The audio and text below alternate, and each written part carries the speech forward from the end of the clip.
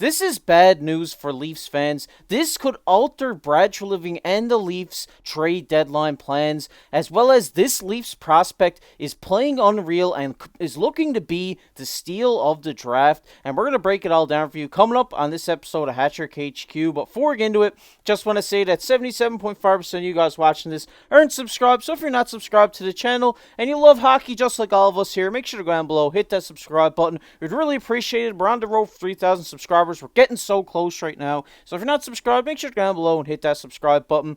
But with that said, let's get right into the first topic video today, which is this Leafs prospect is next up. And as we take a look at a tweet here from friend of the show, Kyle Cushman, he says, a monster game from Noah Chadwick. He had 2 goals, 3 points, and 9 shots on goal versus the Hitmen in the WHL. He said he had just 1 assist in his 9 previous games, so obviously this was a big game for him just in his last performance. But right now, in 55 games, he does have 46 points at a +6 as a left-handed shot defenseman. And we're just going to take a look at his stats here right now. And as you see, 46 points through 55 games. But 35 of those 46 points are assists, with a lot of primary assists for this guy. Also has 11 goals on the season as well. And obviously having a ± a 6, which is great to see. And as you take a look up here in the top of the graphic here, this guy was drafted in the 6th round of the 2023 NHL entry draft. And Mark, I mean, this guy's really shaping up to be a steal of the draft here at the 6th round, putting up 46 points in the WHL. I mean, this guy has shown a lot of improvement over the years here, playing in the WHL, and this is really great news for the Leafs. Yeah, he's only 18 years old. And if you do kind of look at some draft comparisons or mock drafts, anyone just talking about this guy, a lot of the time they do talk about how phenomenal of a passer is. As you can see with the assist total, he is phenomenal at getting assists.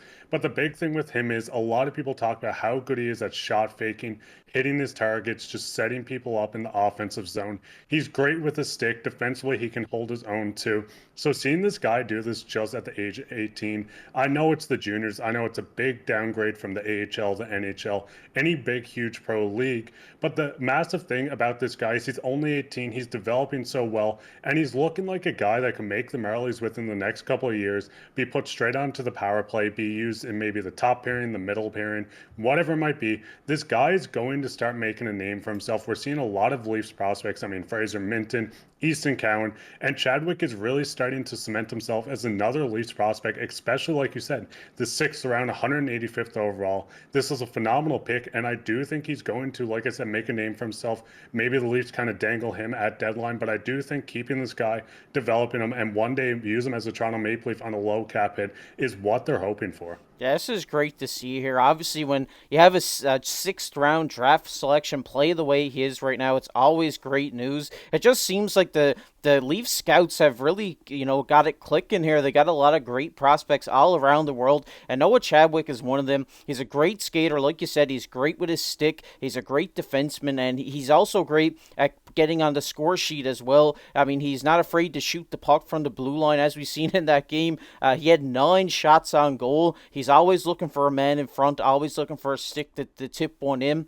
So I think this is great, stuff to have as a defenseman for the Toronto Maple Leafs. And like you said, maybe we see this guy come to training camp this year or next year and really see what he can do in training camp. If he gets through the first couple of waves of training camp, I mean, this could really be something special we could see here as a 6th round draft selection, maybe coming over as early as next year, if not the year later, to play with the Marlies or even with the Growlers down the ECHL. Yeah, that's the big thing. Just getting him over, just getting him in the ECHL, the AHL, maybe not the NHL right away. Getting him in training camp, just seeing how he does. I could definitely see just next season having him on the Marlies. This guy, like I said, you can put on the power play. You can immediately put him into the bottom pairing, the middle pairing, the top pairing, whatever it might be. I think Chadwick has a bright future, and it's awesome to see his development from each year just kind of grow and how he can turn into a guy that could be a serviceable NHL defenseman someday. Yeah, this is great. At 18 years of age, this is what you want to see out of your prospects. Steady improvement, and it's just going to be great to see him in training camp next year. Really hope that he can make this Marlies or Growlers roster next year. I think it'll be fun to watch.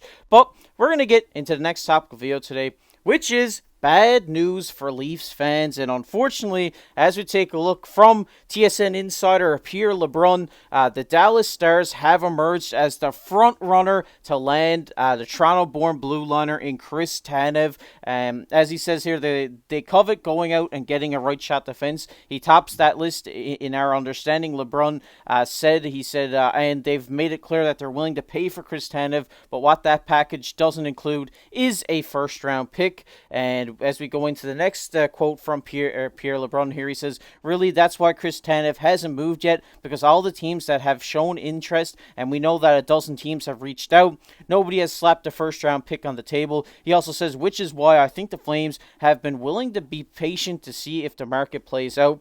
And we get into the next one here. LeBron obviously reiterated that Tanev wants to be traded to a team with a chance to win a cup. He mentioned Dallas, Toronto, the Oilers, Vancouver as teams that fit that criteria.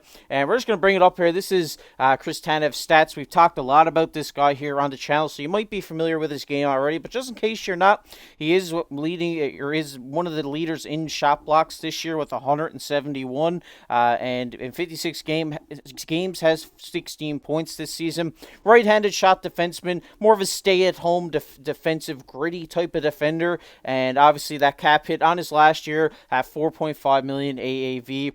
And Mark, obviously, this is kind of not what you want to hear if you're a Leafs fan. A lot of Leafs fans are really excited to land Chris Tanev here come trade deadline, and now it looks like he may be going to Dallas.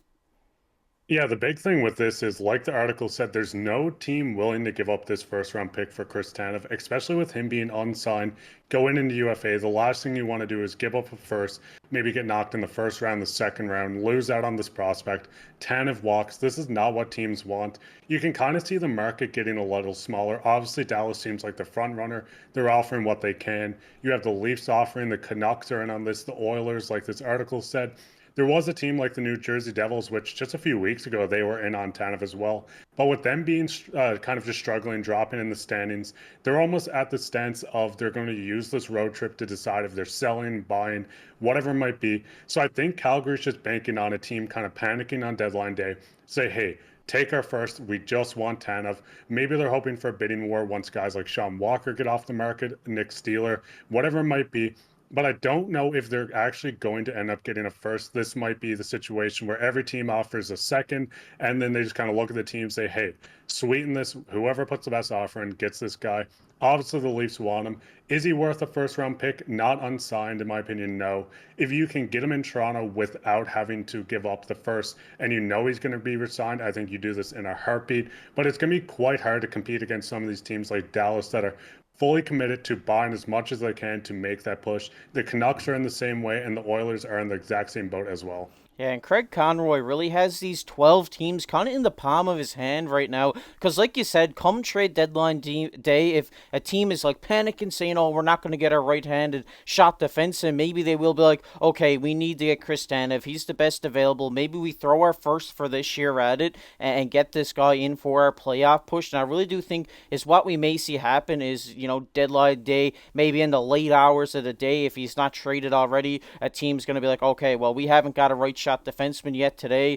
We got to go after this guy and just lay it all on the table then. And I think that's what the Calgary Flames are hoping for in this situation. But like you said, a first-round pick is a lot for this guy when it's unknown if he's going to re-sign for your team, if he's going to extend for the next season. But in Toronto Maple Leafs instance, I really do think if you can get this guy in retained, I think he's a Toronto-born boy. He'll definitely resign. Yeah, the big thing is I think the two teams that I'm most confident in saying that Chris Tanev will be, even if he's not traded here this year, that he'll be on by next season is the Vancouver Canucks and the Toronto Maple Leafs. Obviously, Ontario-born boy, he wants to play for his hometown team.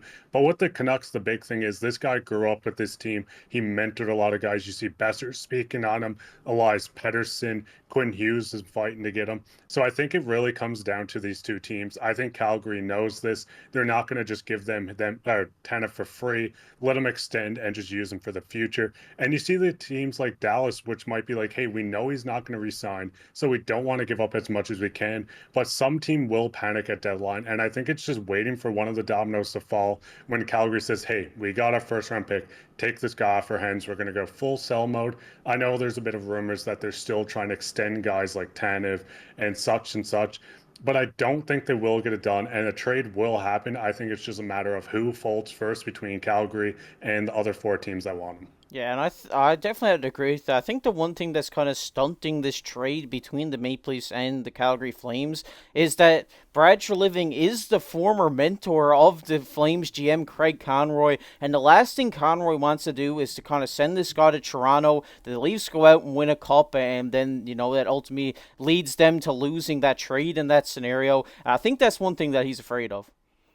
Yeah, that's a big thing. The last thing you want to do is your old general manager leaving to join another team. You making the trade, them looking like bandits in the trade, then it kind of makes you look bad in front of fans, management, whatever it might be. I think there might be kind of some bad blood between Calgary and Treliving, but I don't think it's going to be enough that if they do offer the best contract that they're going to turn it down to take less just to trade with someone else. Yeah, I definitely agree with you. I think if the best offer is from the Leafs in this scenario, I think they will definitely jump on it. But there are going to be other teams in on this all trade deadline day. So it's really going to be a fun trade deadline day to watch. And we're going to be here all day, keeping you up to date. March the 8th, we're going to have so many videos out that day. So make sure to turn those post notifications on because we're going to have everything about trade deadline coming on March the 8th. But if you got, we're gonna get into everybody's favorite topic here, which is comment of the day, and the comment of the day today goes to